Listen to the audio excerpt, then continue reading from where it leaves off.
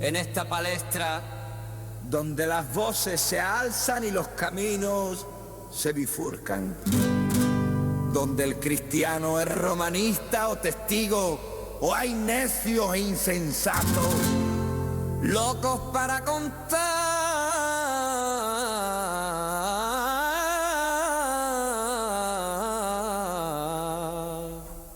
relatos.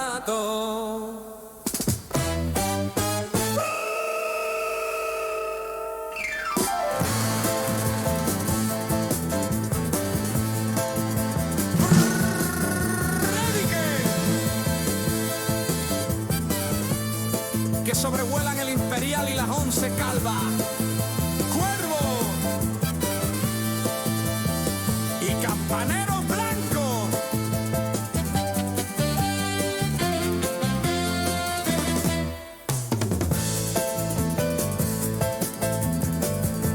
En medio de esto, una pregunta que lo cambia absolutamente todo. ¿Estás enterado que Cristo murió y resucitó según la historia? Flavio Josefo, Plinio el Joven, Tácito, C.S. Lewis, Josh McDowell, Lee Strobel. Lee, culturízate, deja un poquito Netflix y lee más tu Biblia. Porque, como dijo Isaías, ay de mí, que soy muerto. ¿Por qué? Soy hombre inmundo de labios y habito en medio de pueblo que tiene labios inmundos. Y he visto con mis ojos al Rey, el Señor de los ejércitos.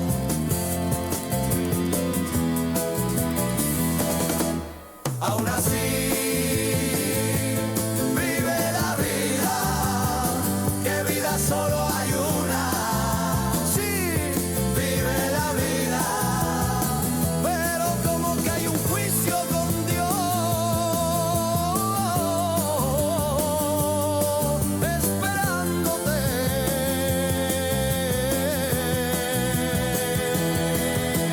Esto es M28 Ombor, el Evangelio en acción, una noticia que invita a cambiar de infierno a cielo.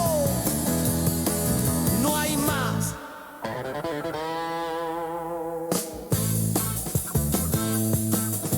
Amén,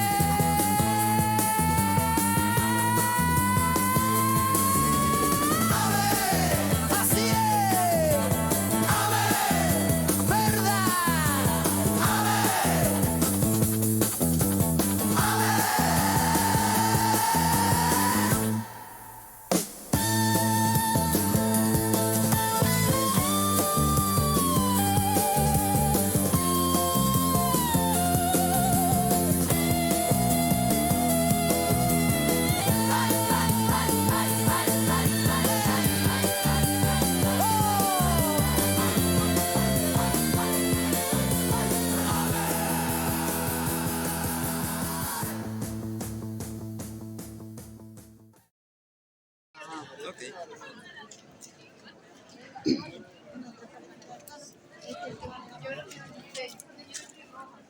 Hablamos de Dios y de su palabra constantemente. Posiblemente ya nos hayas escuchado, decíamos el sábado y lo volvemos a repetir, posiblemente ya nos hayas escuchado.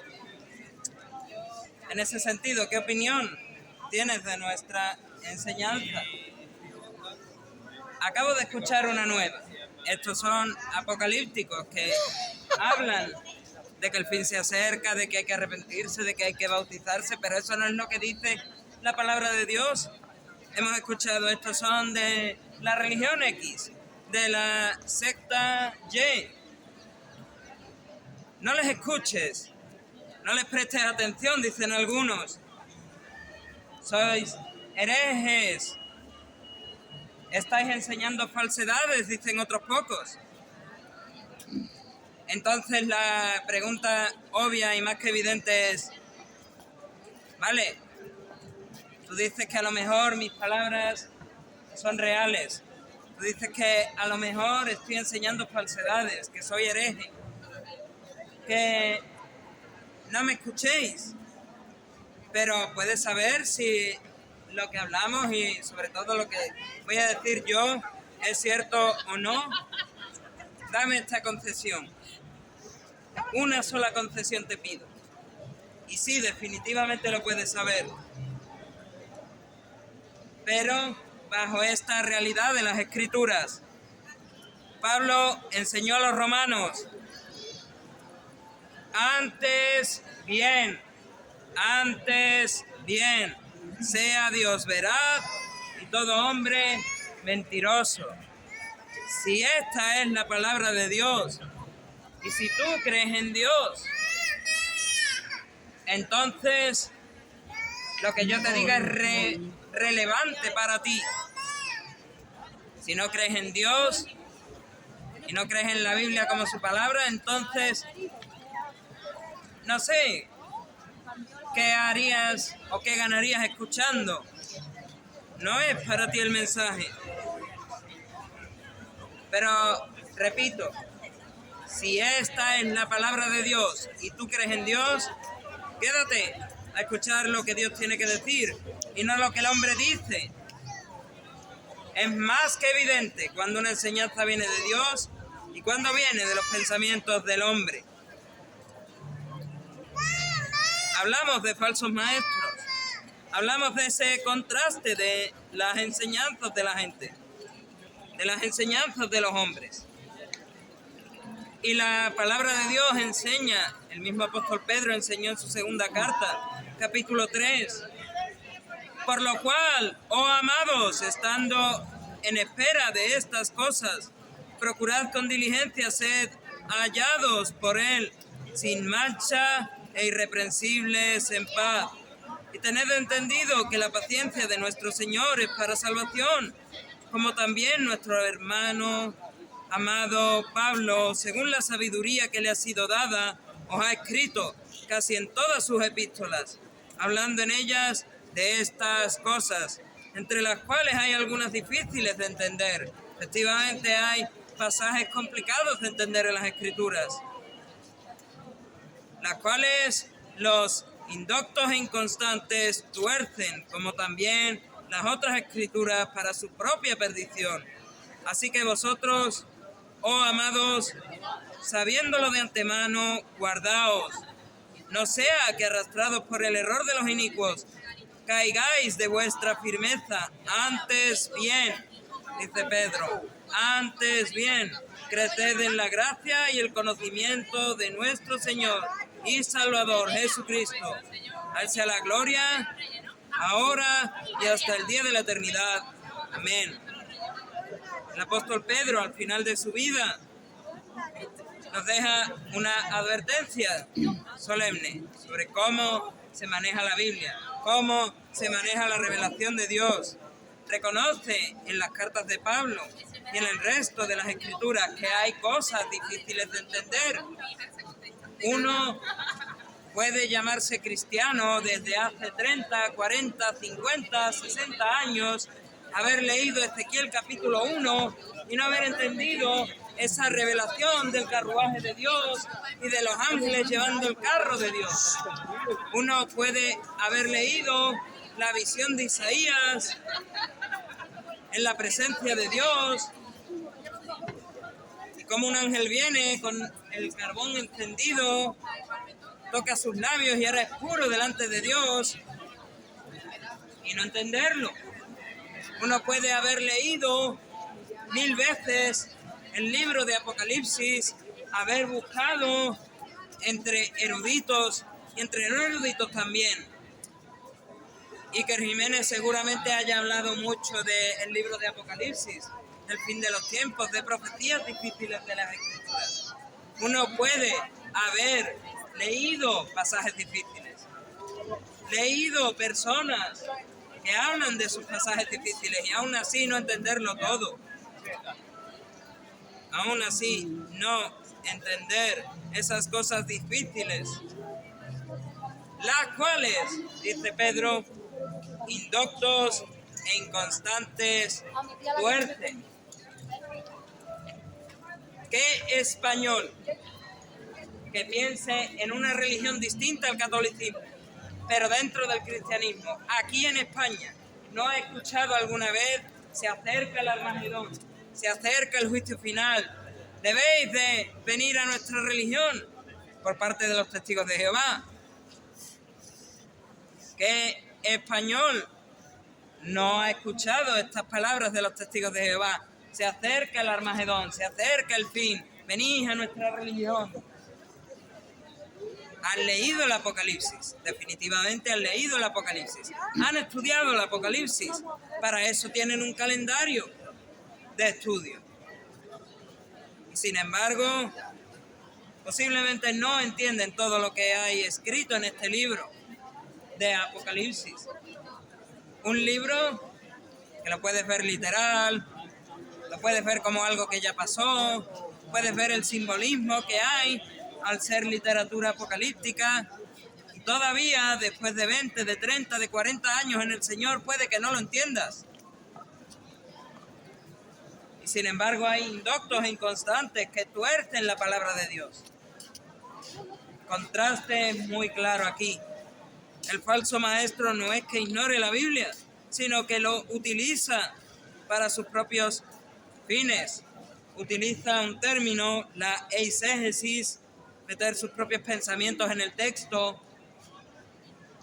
Llámalo falso maestro o llámalo Satanás con el Señor Jesucristo. En Mateo capítulo 3 vemos esa conversación de Satanás y Jesús en el desierto. ¿No has leído que el Señor dijo,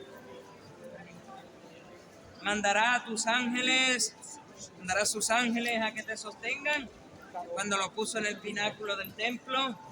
¿No has leído que el Señor dijo, di que estas piedras se conviertan en pan?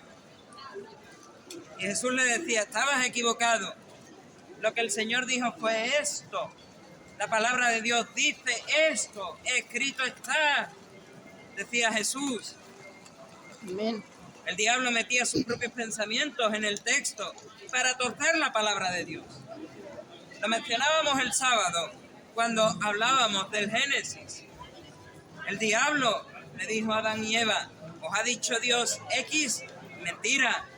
Dios os ha dicho esto porque si hacéis lo que ha dicho que no debéis de hacer, vais a ser como Dios. Vais a entender lo que entiende Dios. Vais a ser vuestro propio Dios. Tuercen los falsos maestros las Escrituras. En su lugar, un verdadero maestro saca el significado que Dios puso al texto. Exégesis. Pedro identifica a estos maestros como personas sin fundamento, indoctos, que manipulan el mensaje para acomodarlo a sus deseos o para ganar seguidores. Llámalo decir, oye, Cristo ha hecho méritos suficientes, pero Dios no es tan amoroso, está tan enfadado contigo por haber pecado con Él, que para que no te consuma su furor, tienes que ir a la madrecita, a la Virgen. La madre no es tan capaz de interceder por ti, que tienes que ir al santo de turno. Y van añadiendo capa tras capa tras capa. Eso no es entender lo que dice el texto. Eso es torcer las Escrituras. Así es. Para ganar seguidores. Así es. Como se decía antiguamente. Y esto, aunque le costó tiempo entenderlo, Lutero lo definió clarísimamente, la cautividad babilónica, porque ponen un escudo detrás de otro, una verja detrás de otra, para no dejarte pasar directo a Dios. No, que Jesús partiese el velo del templo por la mitad y ahora tengas acceso al lugar santísimo, a la presencia de Dios, que puedas pedirle a Dios directamente. Eso no es lo que Dios ha dejado, sino que Dios, en el Evangelio de Mateo, el mismo Señor Jesús le dijo a Pedro: tú eres el que está en mi lugar. A través de ti van a pedirle al Padre, de ti a mí, de mí al Padre. Y han ido poniendo uno delante. Así es. Primero Pedro, luego cambiaron a Pedro por María y luego Pedro detrás de María. Cambiaron que ya no solo Pedro, sino que los santos, y van añadiendo capas. Van añadiendo capas para ganar seguidores, pervirtiendo el sentido original de la palabra de Dios. El uso que alguien le da a la Biblia revela si su mensaje viene del cielo o es un hábil manipulador, un hábil maestro humano, como lo podía ser Osho, como lo podía ser Mahatma Gandhi, como lo podía ser Nietzsche, como lo podía ser, qué sé yo, Sigmund Freud, maestros humanos. ¿Por qué el hombre tiende a torcer la palabra? Porque la Biblia, correctamente interpretada, y así lo dice Pablo en su carta a los Romanos, es un espejo de la ley que nos muestra nuestra suciedad. Y el pecado aborrece la luz. El hombre prefiere sacar un versículo fuera de contexto. Génesis 3:15, como decíamos el día de la Inmaculada, Apocalipsis 12:1, Lucas, sacarlo de contexto, que le prometa prosperidad. Oye, Dios ha dicho que si tú le das, Él te va a devolver. Sacan ese versículo de contexto. Versículos sacados muy de contexto, y no solo en el catolicismo. Son Filipenses 4:13, todo lo puedo en Cristo que me fortalece. Mateo capítulo 6, versículo 33. Si buscas el reino de Dios y su justicia primero, todas las demás cosas os serán por añadidura. Y como así un montón de textos que se sacan de contexto. El Padre y yo somos uno, dicen los testigos de Jehová. Sacan ese texto de contexto y dicen: Jesús no es Dios. Antes sacan un versículo fuera de contexto que les prometa una prosperidad, que les prometa algo mejor, antes que un capítulo en contexto que le demande arrepentimiento. Pablo le dijo a Timoteo en su segunda carta, capítulo 4, el pecado nos lleva a buscar maestros que nos endulcen el oído. Nuestra naturaleza caída odia que Dios sea soberano, odia que Dios puede decidir lo que hace contigo. Así es. Porque quieren ganarse la salvación. Odia la depravación humana. ¿Cuántas personas tienen un miedo o un odio a que alguien les diga estáis en pecado? Así es. Yo lo odiaba. Yo odiaba pensar que estaba en pecado. Os puedo entender perfectamente. Por eso muchos hombres, y lo hemos explicado alguna que otra vez con esta teología queer, muchos hombres tuercen el texto para decir: no soy tan malo. Que la palabra de Dios dice que los afeminados y los que se echan con varón no irán al cielo. Que la palabra de Dios dice que el hombre no vestirá como mujer y la mujer no vestirá como hombre. No, la palabra de Dios realmente no dice eso. No soy tan malo. Y como eso, muchos pecados que hay. No soy tan malo. Dios no tiene la potestad de mandarme al infierno, sino que tiene la obligación de bendecirme. Pero la realidad la realidad de las Escrituras sigue permaneciendo aunque personas tuerzan la palabra. No hay quien haga lo bueno, no hay siquiera uno. Entonces la Biblia es el intento pecaminoso de intentar bajar a Dios a nuestro nivel para no tener que rendir cuentas ante su santidad.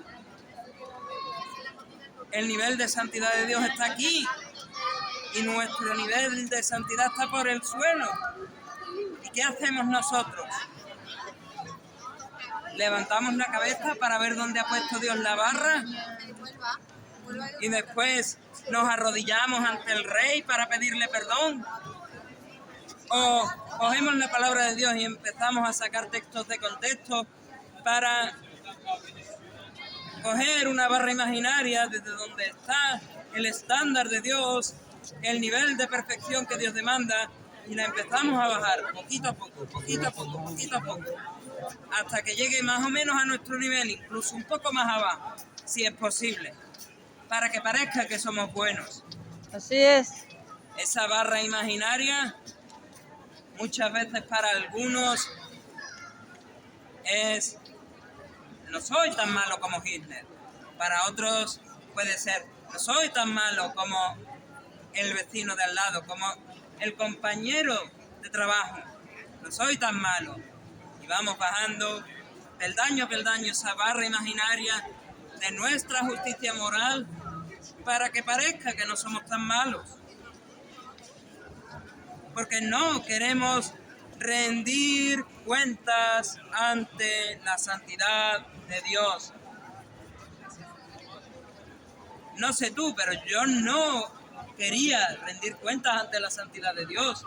A mí me ha tomado unos 24, 25 años rendir cuentas ante Dios.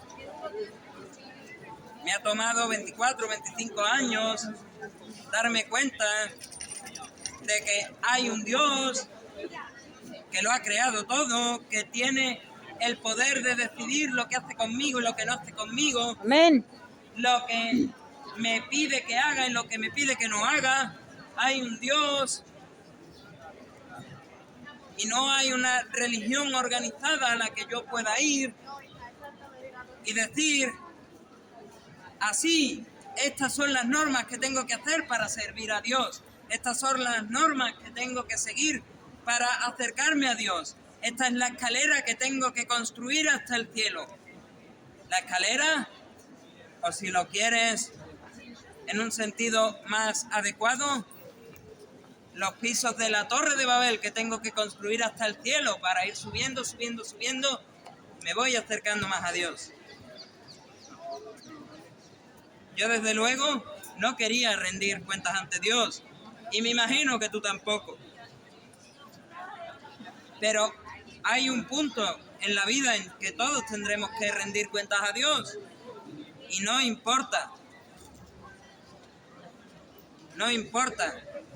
si lo haces en vida o lo haces una vez te mueras, lo vas a tener que hacer.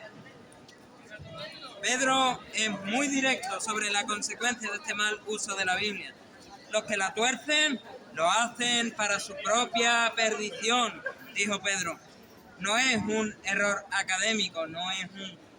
Bueno, leí las Escrituras, estudié un poco las Escrituras, tuve mi propia interpretación y mi propia interpretación decía que yo no era tan malo. No es ese error académico, me he equivocado al interpretar las Escrituras, sino que los malos maestros cometen suicidio espiritual y un asesinato espiritual de quien escucha. ¿Cuántos han oído hablar de las obras de condigno? ¿Cuántos han oído hablar, quizás no en España, de las mandas? ¿Cuántos han oído hablar de las indulgencias? ¿Cuántos han oído hablar del purgatorio? Maneras de rebajar el estándar de Dios. Maneras de acercar al hombre hacia un supuesto Dios, rebajando el estándar del Dios verdadero. Así es. Presentar un falso mensaje usando el nombre de Dios es blasfemia, es tomar su nombre en vano, en un grado superlativo, máximo. Dios juzgará cada palabra ociosa y cada interpretación malintencionada, decía Jesús. Te leo ahora lo que dijo Pablo. Estamos acumulando ira, dice Pablo a los romanos, ira, ira, ira para el día de la ira y para la revelación del justo juicio de Dios, el cual pagará a cada uno conforme a sus obras. Y torcer su palabra es una obra de rebelión, una obra de secesión, el resultado de seguir una Biblia manipulada. Llámese testigos de Jehová, llámese musulmanes con el Corán, llámese mormones con el Quad, llámese el Palmar de Troya, que tienen una Biblia según qué tan dentro está en la religión. El resultado de seguir una Biblia manipulada es la misma sentencia que ya nos habéis escuchado más de una vez. Condenado, reo del infierno. Porque presentamos un juicio con Dios después de morir. Porque venimos a ese juicio en nuestros pecados, sin arrepentimiento y sin abogado. Y un mapa falso nunca te llevará a un destino correcto, sino al lago que arde con fuego y azufre, al infierno. Seguir una guía equivocada, un maestro equivocado, puede afectar a tu eternidad, puede afectar a tu salvación, pero hay una solución, debe de haber una solución. La solución a nuestra ceguera, la solución a los que usan mal la palabra es Cristo, la palabra encarnada, el Logos encarnado, decía Juan. Él es el centro de toda la Escritura, desde Génesis hasta Apocalipsis. Como ya dije en otra ocasión, el mensaje de la palabra de Dios es: Dios nos ha creado, nos ha puesto en un lugar llamado el Jardín del Edén para que gobernemos toda la tierra, la hemos cagado y ahora Dios tiene que meterse en el barro, venir aquí a resolver nuestras cagadas. Él es el jefe que comete un error en un proyecto de la empresa, viene y soluciona el error que has cometido. Y ese jefe tiene la potestad de echarte o de mantenerte en el trabajo. Pues igual es Jesús, igual es Dios. Él es esa solución a nuestro pecado, Él es esa solución al juicio, Él es esa solución a la sentencia justa del hombre. Él es el centro de toda la Escritura. Todo apunta hacia su obra de redención. Jesús mismo regañó a los religiosos de su tiempo porque leían las Escrituras, pero no veían que ellas daban testimonio de Él. Sabed que todas las Escrituras dan testimonio de mí, dice Jesús. Cristo es la solución, porque nació sin pecado, resistió las tentaciones del diablo, él cumplió perfectamente cada jota y cada tilde de la ley, y su sacrificio en la cruz no es una teoría que nos sacamos de un versículo aislado, sino el cumplimiento del plan eterno de redención llevado a cabo por Dios y revelado en toda la Biblia, en toda la Escritura. En la interpretación fiel, el plan de redención, la solución para el pecado del hombre, está la Trinidad como intervención. Todas las personas divinas intervienen en la salvación del ser humano. El Padre, al que hemos ofendido, que envió a su Hijo y quien ha revelado su voluntad. El Hijo, que es el tema central y el intérprete supremo. Por eso decía: oísteis que fue dicho X, mas yo os digo No solo eso, sino y profundizó en las Escrituras,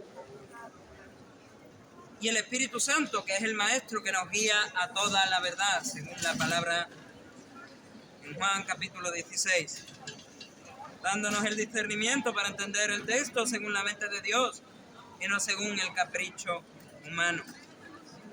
O por lo menos esa sería lo que uno esperaría. La respuesta necesaria, por supuesto, la respuesta necesaria nos la dan Pedro y el mismo Señor Jesucristo. Para no caer en el error de inicuos, Pedro nos manda: creced en la gracia y el conocimiento de nuestro Señor y Salvador Jesucristo. Esta es nuestra respuesta ante la salvación, ante la redención, ante la gracia: arrepentirse, es decir, dolerse por haber fallado a Dios, dolerse por fallar a Dios, pedir perdón a Dios y dar un cambio de nuestra vida de pecado. Un cristiano no puede andar viviendo en pecado y creer, tener una confianza total y absoluta en el mensaje del Evangelio tal y como ha sido entregado. Se dice en la segunda epístola de Pedro, capítulo 1, que tenemos la palabra profética más segura, a la cual haríamos bien en hacer caso para nuestra salvación, evidentemente. Porque el Evangelio que nos salva, ya lo menciona Pablo, que Cristo murió por nuestros pecados según las Escrituras, que fue sepultado y que resucitó al tercer día según las Escrituras. Jesús es nuestra única esperanza. Amén. Ante esto hay una verdad. El verdadero maestro, el buen maestro, hace un manejo fiel de las Escrituras. Se distingue por su reverencia ante el texto sagrado. No busca dar revelaciones nuevas.